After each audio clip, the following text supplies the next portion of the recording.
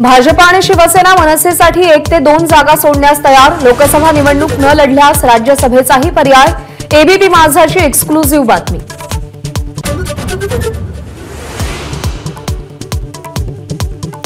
विदर्भातल्या 4ही जागांवर महायुतीकडून धक्कातंत्र वापरलं जाण्याची शक्यता। भावना गवळींच्या जागी संजय राठोड यांना तिकीट मिळणार अशी चर्चा। एबीपी माझाची एक्सक्लुझिव्ह बातमी।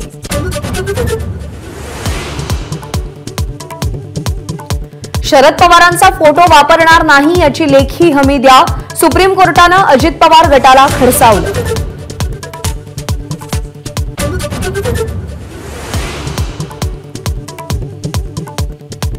निलेश लंकेंनी चुकीची भूमिका घेऊ नये, अन्यथा लंके यांना आमदारकी सोडावी लागेल। अजित पवारांचा धमकीवजा इशारा।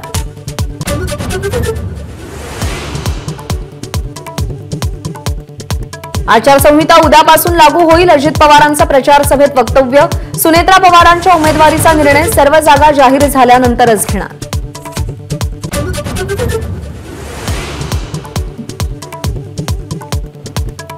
बारामतीची जागा अजित पवारांना दिली, त्याची घोषणा करण्याची गरज नाही, चंद्रकांत पाटील यांचं वक्तव्य। बारामतीतून निवडणूक लढण्यावर विजय शिवतारे ठाम। मुख्यमंत्री शिंदेंसोबत आज दुपारी चर्चा करणार।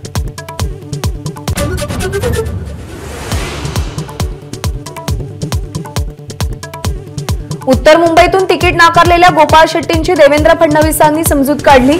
काल रात्री उशिरा शेट्टींच्या घरी जाऊन चर्चा।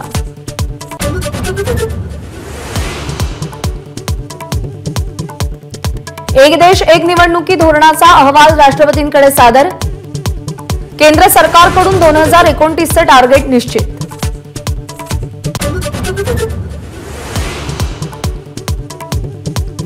उत्तराखंडमध्ये समान नागरी कायदा लागू। विधेयकावर राष्ट्रपती द्रौपदी मुर्मू यांची बुधवारी स्वाक्षरी।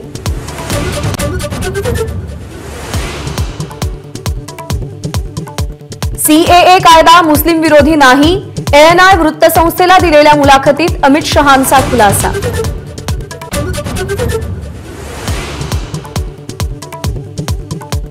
सुपरस्टार आमिर खानला 59 वर्ष पूर्ण। लापता लेडीज या चित्रपटाच्या टीमसोबत वाढदिवस साजरा केला।